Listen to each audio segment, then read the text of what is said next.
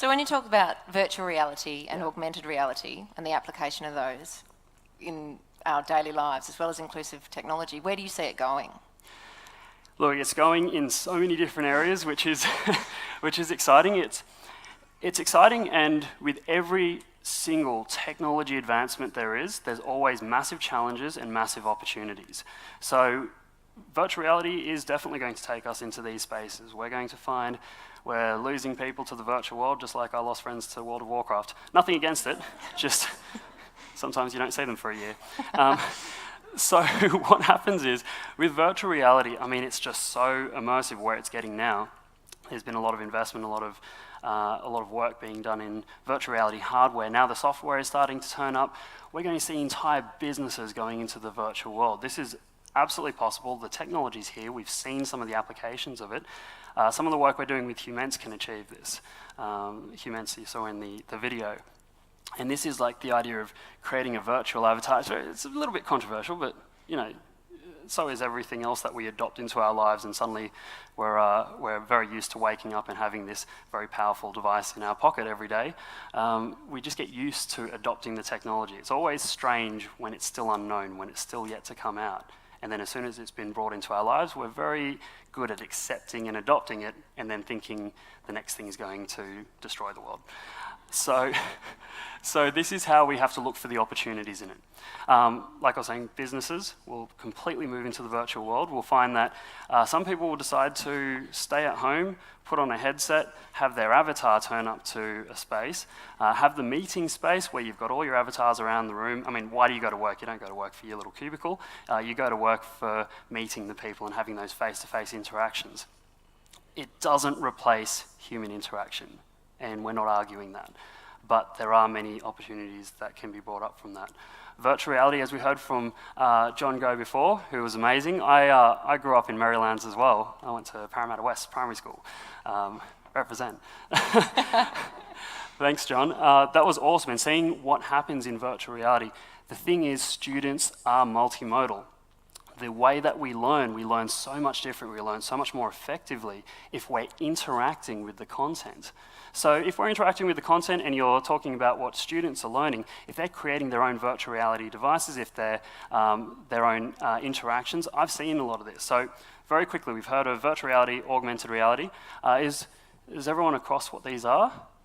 Okay, I'm seeing a few people going, no. So what happens is, in virtual reality, we completely go into the virtual world. You put on a headset, you can wear other devices as well, so you can feel virtual objects that you're picking up and moving around. There's lots of different things coming out that trick the senses into believing that you're in a virtual world.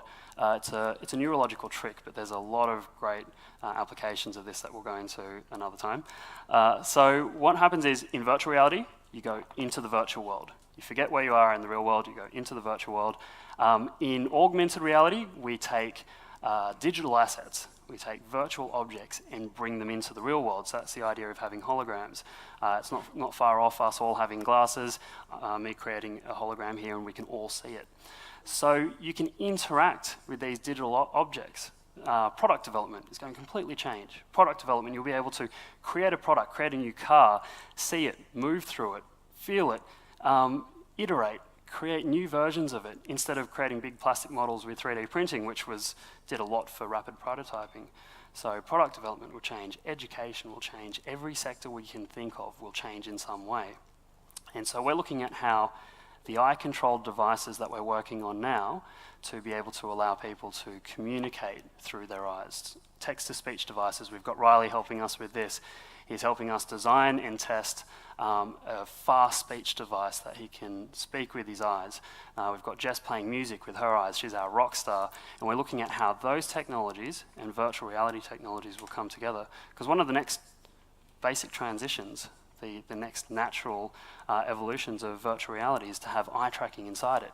So that if you're playing a game, just say you're playing a game and there's a character in the game in your virtual reality world, the character knows that you're looking at them.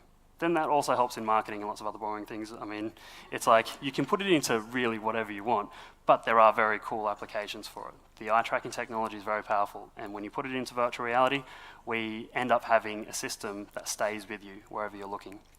And so we can see a lot of benefit in it. So, given this, what are you most excited about for the tech future? What am I most excited about?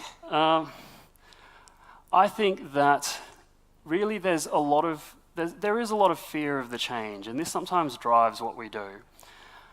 Really, the idea here is that we are currently sitting at the fastest rate of change the world has ever seen, right? But we're also sitting at the slowest rate of change we may ever see again. So if we fear this change, that's going to drive many terrible decisions. What we need to do is to look at the opportunities, look at where we can create a better society, where we can harness these technologies, and we can harness them as tools. They're tools to create our visions. So we see how it can be used in the disability space. It can be used in so many different locations, so many different applications. And what we need to do is to raise these conversations. We need to talk about what different technologies there are out there, what's happening, how they could be used, where are the challenges, where are the potential opportunities, and start to figure those out and take action on it. So what I'm excited about is that because of the rapid rate of change in the world at the moment, we as individuals, we as groups, we as companies, we can make a difference more than ever before. We can make a difference because the world is changing so quickly. We can harness those changes and steer them in the direction that we want to go in. We can create a better world, and that's what I want to see. Sounds good to me. Ladies and gentlemen, please thank Jordan Nguyen. Thank you very much.